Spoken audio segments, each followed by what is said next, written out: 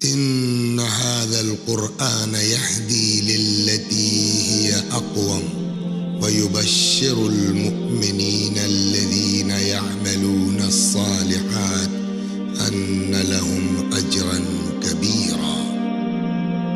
بے شک یہ قرآن اس راستے کی ہدایت کرتا ہے جو بالکل سیدھا ہے، اور ان صاحبان ایمان کو بشارت دیتا ہے جو نیک اعمال بجا لاتے ہیں کہ ان کے لیے بہت بڑا اجر۔ بسم اللہ الرحمن الرحیم۔ ناظرین السلام علیکم، میں ہوں ساجد رضوی۔ آپ تمام ناظرین دیکھ رہے ہیں پروگرام سوال ہمارے جواب قرآن مجید سے۔ آئیے آج کے ایپیسوڈ میں یہ جاننے کی ہم لوگ کوشش کریں گے کہ جو نالج ہے، جو علم ہے، اس کے حاصل کرنے اور اس کی اہمیت اور فضیلت کے بارے میں قرآن مجید کیا ارشاد فرماتا ہے۔ آج کے پروگرام میں تشریف فرما ہے حجت الاسلام علی جناب مولانا کمال احمد خان صاحب قبلہ۔ آئیے سب سے پہلے ان سے ملاقات کرتے ہیں۔ السلام علیکم مولانا صاحب۔ وعلیکم السلام ورحمۃ اللہ وبرکاتہ۔ کیسے ہیں آپ؟ خیریت سے ہیں؟ الحمدللہ۔ مولانا صاحب، زیادہ تر ہم لوگ کوشش یہی کرتے ہیں، بلکہ ایسا ہوتا ہی ہے کہ ہم لوگ بولتے ہیں نا کہ قرآن مجید میں ہر چیز موجود ہے، جو آپ پوچھیں قرآن مجید کے پاس اس کا جواب موجود ہے۔ تو میں آج کے پروگرام میں یہ جاننا چاہتا ہوں کہ علم کی اہمیت اور اس کی منزلت کے بارے میں قرآن مجید کیا ارشاد فرماتا ہے؟ بسم اللہ الرحمن الرحیم وبہ نستعین وہو خیر المعین۔ جیسا کہ ہم سب جانتے ہیں کہ قرآن ایک کتاب ہدایت ہے۔ کتاب ہدایت کے لیے علم اور نور کا ہونا بہت ضروری ہے، کیونکہ اگر آپ کسی کو گائیڈ کر رہے ہیں تو سب سے بڑی طاقت جو آپ کے پاس ہے وہ علم اور فکر اور عقل ہے۔ تو لہٰذا قرآن مجید بھی عقل کے بارے میں اور علم کے بارے میں بہت زیادہ گفتگو کرتا ہے۔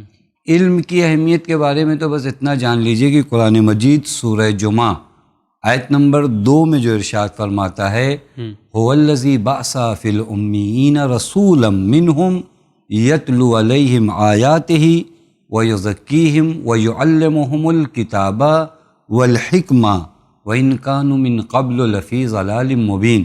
اس آیہ کریمہ میں قرآن کریم پیغمبر کو مبعوث یعنی پیغمبر کو جو بھیجا گیا، بعثت پیغمبر کا جو مقصد بتاتا ہے وہ تعلیم عام کرنا ہے۔ یزکیہم ویعلمہم الکتاب، کس نبی کو ہم نے بھیجا ہے تاکہ تمہیں پاک کرے اور تمہیں تعلیم دے۔ پس علم کی اہمیت دیکھیے، خاتم النبیین کو اللہ تعالیٰ نے بھیجا کس لیے؟ تاکہ وہ لوگوں کو کتاب و حکمت کی تعلیم دے۔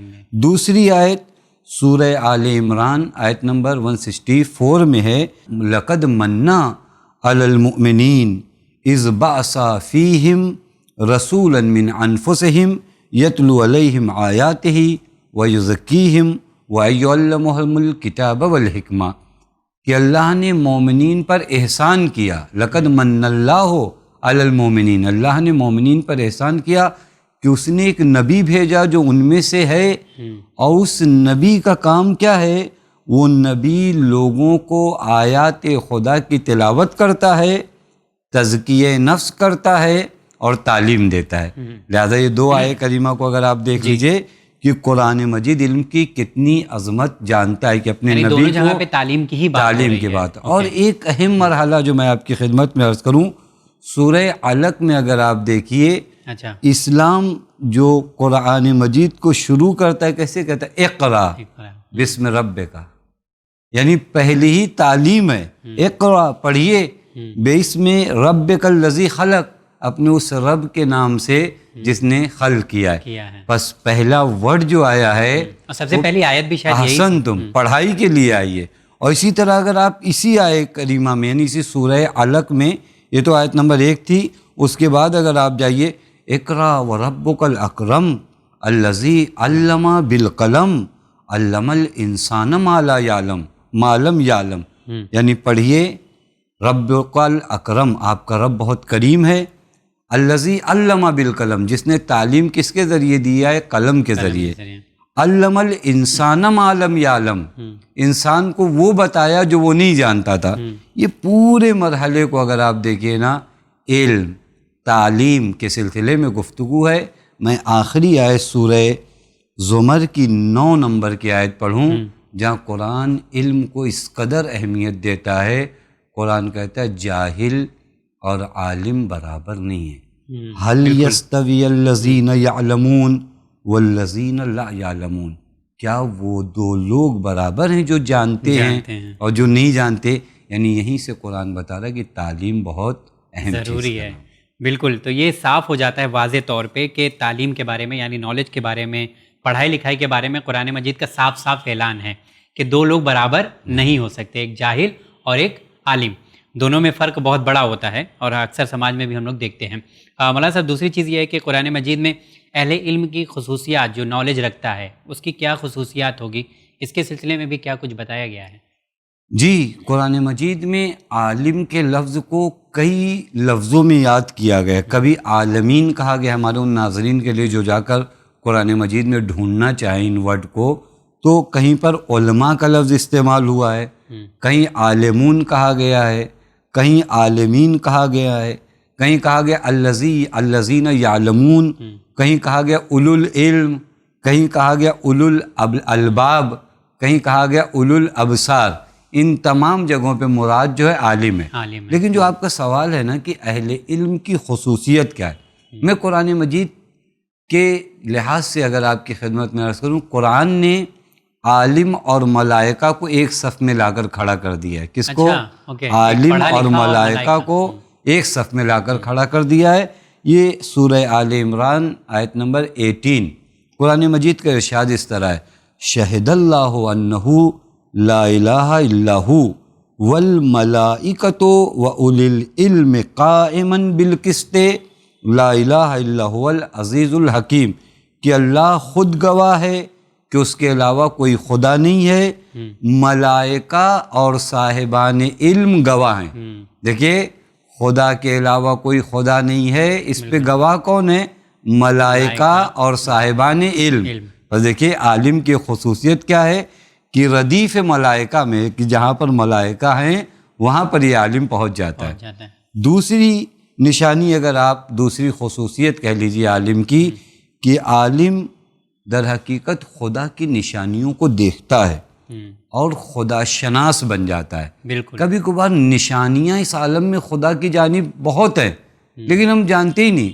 عالم کا معنی بھی میں ناظرین کی خدمت میں عرض کروں، یہ عمامہ اور یہ لباس نہیں ہے، وہ علم جو آپ حاصل کرتے ہو اس بنیاد پر آپ عالم ہو۔ یہ اگر جو نالج ہے آپ کے پاس، جو نالج ہے، یہ نالج آپ کو کہاں پہنچائے گی؟ بہت سے لوگ ہیں دنیا میں نشانیاں دیکھتے ہیں خدا کی لیکن خدا تک نہیں پہنچتے۔ عالم نشانیاں دیکھ کر خدا تک پہنچتا ہے، یعنی خدا کی نشانیوں کو دیکھتا ہے۔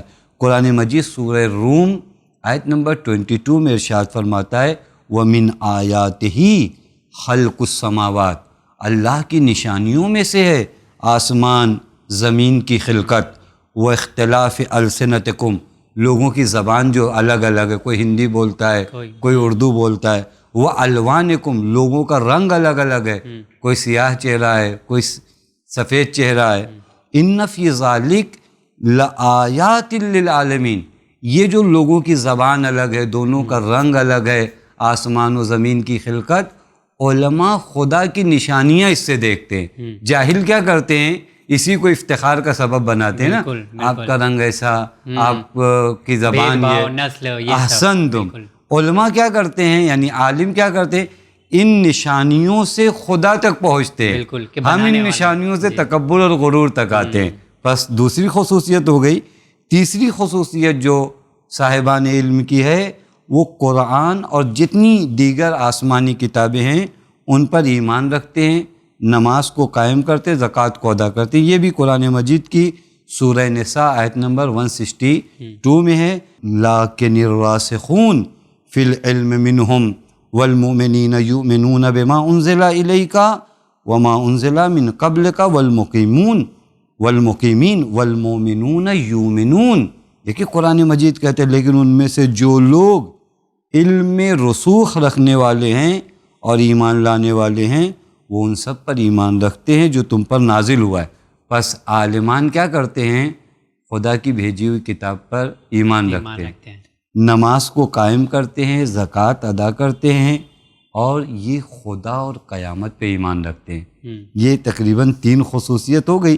اگر وقت ہو بالکل ایک عرض کر آپ دوں، بتا سکتے ہیں۔ بالکل، وہ یہ کہ علم انسان کو مقام خشیت تک پہنچاتا ہے، یعنی جہاں انسان اللہ کے سامنے خاشع ہو جاتا ہے۔ قرآن مجید کہتا ہے اس آیہ کریمہ میں، اگر آپ غور فرمائیے، کہ وَمِنَ النَّاسِ، سورہ فاطر آیت نمبر 28، وَمِنَ النَّاسِ وَالدَّوَابِ وَالْأَنْعَامِ مُخْتَلِفٌ أَلْوَانُهُ، یہ جو آپ دیکھ رہے ہیں زمین پر کیڑے مکوڑے جانور، ان کے رنگ مختلف ہیں۔ پھر اس کے بعد قرآن کہتا ہے انما یخشی اللہ من عبادہ العلماء، کہ خدا سے جو خوف کھاتے ہیں وہ علماء ہیں۔ پھر آخر میں کہوں مراد علماء سے صرف یہ امامہ ابا کبا لباس نہیں ہے، بلکہ جانکار جو نالج رکھتے ہیں، جو بھی آپ کو جانکاری ہے، صحیح معنوں میں اگر جانکاری ہے تو یخشی اللہ من عبادہ العلماء، خدا کی خشیت علماء کو حاصل۔ بالکل، بہت شکریہ مولانا صاحب۔ تو اس پروگرام میں یہ ہم لوگ نے واضح کرنے کی کوشش کی کہ علم اور جو نالج ہم لوگ بولتے ہیں، جو اہمیت بتائی گئی ہے قرآن مجید میں، ان آیتوں کا حوالہ مولانا صاحب نے دیا۔ آپ کا بہت بہت شکریہ۔ انشاءاللہ اگلے پروگرام میں پھر آپ سے ملاقات کریں گے۔ تو جی ہاں ناظرین، جاتے جاتے صرف یہی کہنا چاہوں گا کہ ہم لوگ اکثر کہتے ہیں اور سوچتے ہیں کہ کیا ہر چیز قرآن مجید میں موجود ہے؟ بے شک موجود ہے، بس ڈھونڈنے کے لیے ہمارے پاس وقت ہونا چاہیے۔ پھر کسی پروگرام میں آپ تمام ناظرین سے ملاقات کریں گے۔ دیکھتے رہیے چینل میں۔ بہت بہت شکریہ۔